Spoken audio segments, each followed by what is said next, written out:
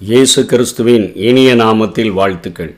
இந்த நாளிலும் ஏசாயா தீர்க்கதரிசியின் புஸ்தகம் 55வது அதிகாரத்தின் 2வது பகுதியாக 7ஆம் வசனத்திலிருந்து 11ஆம் வசனம் வரையிலும் நாம் தியானிக்கப் போகிறோம். துன்மார்க்கன் தன் வழியையும் அக்கிரமக்காரன் தன் நினைவுகளையும் விட்டு கர்த்தரிடத்தில் திரும்ப கடவன். அவன் மேல் மனதுருகுவார். நம்முடைய தேவனிடத்திற்கே திரும்ப கடவன். அவர் மன்னிக்கிறதற்கு தயை பெருத்திருக்கிறார் என்று சொல்லி, என் நினைவுகள் உங்கள் நினைவுகள் அல்ல, உங்கள் வழிகள் என் வழிகளும் அல்ல வென்று கர்த்தர் சொல்லுகிறார். பூமியை பார்க்கிலும் வானங்கள் எப்படி உயர்ந்திருக்கிறதோ அப்படியே உங்கள் வழிகளை பார்க்கிலும் என் வழிகளும், உங்கள் நினைவுகளை பார்க்கிலும் என் நினைவுகளும் உயர்ந்திருக்கிறது.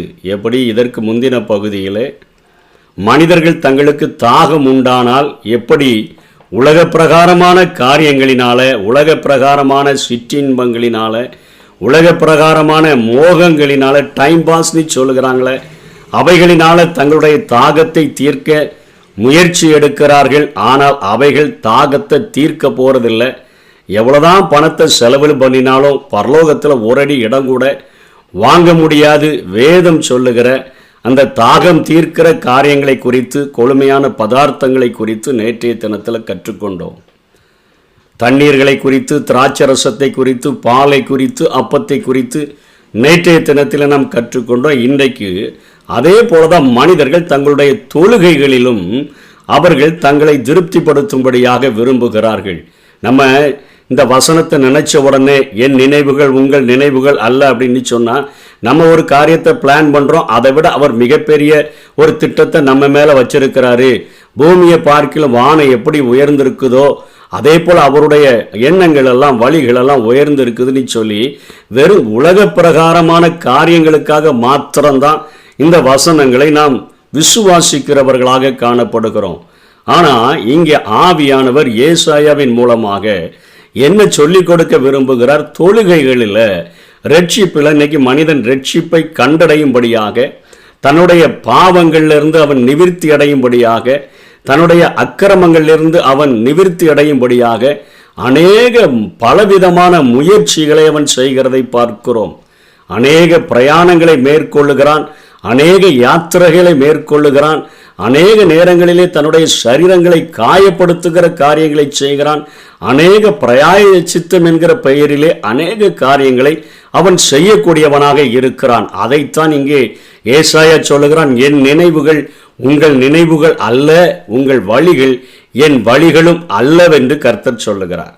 உன்னுடைய எண்ணம் பூமியை பார்க்கிலும் வானம் எப்படி உயர்ந்திருக்குதோ, நீ பூமிக்குரிய காரியங்களிலேயே உன்னுடைய காரியங்களை நிவர்த்தியாக்க வேண்டும் என்று நினைக்கிறாய். அப்படிப்பட்ட அந்த காரியங்களில் உனக்கு விடுதலை கிடைக்காது.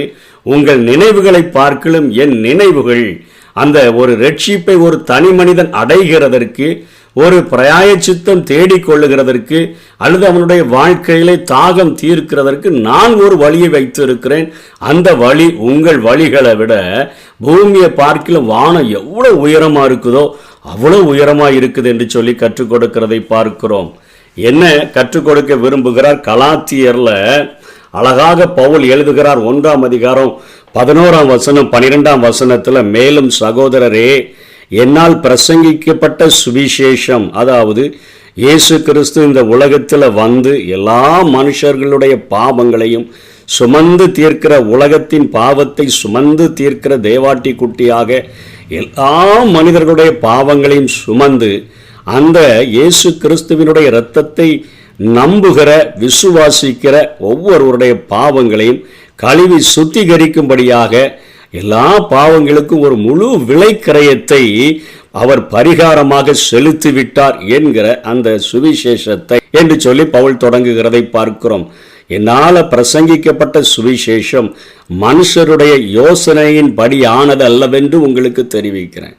இது யாருடைய கற்பனையிலையும், மனிதர்களுடைய கற்பனைகளில் தோன்றாத ஒரு காரியத்தை தான் இங்கே ஆண்டவர் மனிதனுக்கு ரட்சிப்புக்கென்று ஏற்படுத்தி வைத்திருக்கிறார். அந்த நினைவுகளைத்தான் ஆண்டவர் சொல்கிறாரு, பூமியை பார்க்கிற வானம் எவ்வளோ உயரமாக இருக்குது, நீ இந்த பூமியில் உன்னுடைய ரட்சிப்புக்காக அநேக காரியங்களின் மூலமாய் பிரயாசப்படுகிறாய். ஆனால் நான் உனக்கு ஒரு எளிதான வழியை, நான் உயர்ந்த ஒரு வழியை, ஒரு மேலான ஒரு வழியை, உனக்கு எட்டாத ஒரு வழியை நான் வைத்திருக்கிறேன் என்று சொல்லித்தான் அவர் சொல்லுகிறார். அதை இங்கே பவுல் வெளிப்படுத்துகிறார். மனுஷருடைய யோசனையின் படியானது அல்லவென்று உங்களுக்கு தெரிவிக்கிறேன். நான் அதை ஒரு மனுஷனால் பெற்றதும் இல்லை. இந்த சுவிசேஷத்தை ஒரு மனுஷன் எனக்கு கற்பனையாக எழுதி கொடுத்து தரல, மனுஷனால் கற்றதும் இல்லை. இயேசு கிறிஸ்துவே அதை எனக்கு வெளிப்படுத்தினார். இந்த சுவிசேஷத்தை இயேசு கிறிஸ்துவின் இரத்தம் சகல பாவங்களையும் கழுவி அது நம்மை ரட்சிக்கிறது. ஆகவே துன்மார்க்கன் தன்னுடைய அவன் வழிகளை விட்டு திரும்பணும், அக்கிரமக்காரன் தன் நினைவுகளை விட்டு கர்த்தரிடத்தில் திரும்பணும். அப்படி திரும்பினான்னா அவர் மேலே அவன் மனதுருகுவார். நம்முடைய தேவனிடத்துக்கு அவன் திரும்பிட்டானா அவர் மன்னிப்பதற்கு தயை பெருத்திருக்கிறார். பாவங்களை முதுகுக்கு பின்பாக கடலின் ஆழத்தில் கார்மேகத்தை போல அகற்றிவிட்டு அவருடைய இரத்தத்தினால கழுவி அவர் சுத்திகரிப்பதற்கு அவர் இன்றைக்கும் உண்மை உள்ளவராய் இருக்கிறார் என்று சொல்லித்தான் என் நினைவுகள் உங்கள் நினைவுகள் அல்ல, என் வழி உங்கள் வழிகள் என் வழிகளும் அல்லவென்று கர்த்தர் சொல்லுகிறார்.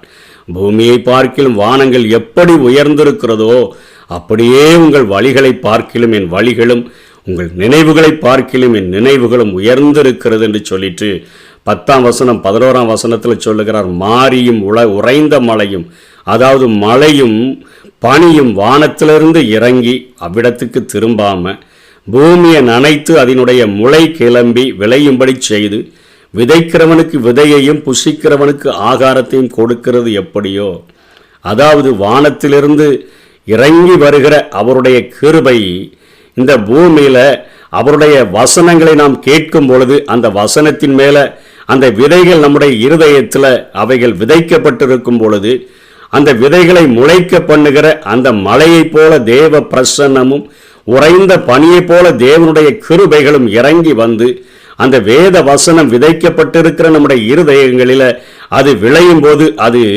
அதை அந்த விழும்பொழுது விளையும்படி செய்து அது யார் யாருடைய இருதயங்களில் அதை விதைக்கப்பட்டிருக்கிறதோ அந்த விதைக்கிறவனுக்கு அது விதையை கொடுக்குது, புசிக்கிறவனுக்கு அது வளர்ந்து கனியாகி அவனுடைய வாழ்க்கையில் அந்த வசனமானது ஆகாரத்தை கொடுக்கக்கூடியதாய் இருக்கிறது. அவருடைய வாயிலிருந்து புறப்படுகிற அந்த வார்த்தைகள் அது வெறுமையாய் என்னிடத்துக்கு திரும்பாமல் நான் விரும்புகிறதை செய்து நான் அனுப்பின காரியமாகும்படி வாய்க்கும். தேவனுடைய வசனத்தின் மேலே, தேவன் அனுப்புகிற வசனத்தின் மேலே கிருபைகள் நிறைந்திருக்கிறபடியினால அவைகள் அவர் என்ன நோக்கத்துக்காக ஒரு மனிதனுக்குள்ளாக விதைக்கிறாரோ அது அவனிடத்தில் வளர்ந்து அதை நிறைவேற்றாம தன்னிடத்திற்கு திரும்பி வராது என்கிற காரியத்தை, அந்த சத்தியத்தை, மனிதனுடைய கற்பனா சக்திக்கு அப்பாற்பட்ட சத்தியத்தை இங்கே ஏசாயா சொல்லி கொடுக்கிறதை பார்க்கிறோம்.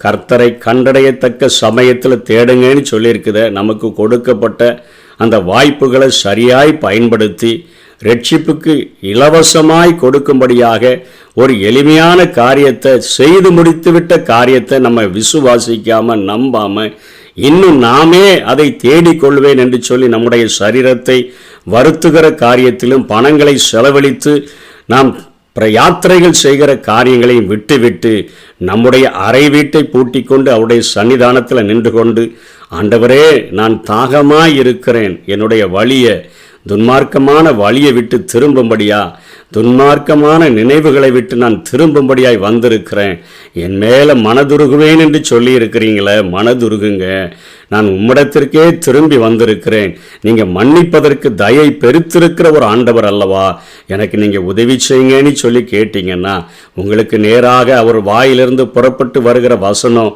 வெறுமையாய் அவரிடத்துக்கு திரும்பாமல் அது விரும்புகிறத நம்ம ஒவ்வொருவருடைய வாழ்க்கையில் செய்கிறதற்கு அது 100க்கு 100 உண்மை உள்ளதாக இருக்கிறது. அந்த உயரமான வழிகளை, அந்த சுவிசேஷ வழிகளை பவுல் சொல்லுகிற நான் மனுஷனால் பெற்றதில்லை, மனுஷனால் கற்றதில்லை, இயேசு கிறிஸ்துவே எனக்கு இந்த வழிகளை போதித்தார்னு சொல்லுகிறாரே, அதை இறுக பிடித்து கொண்டு வாழுவோம்.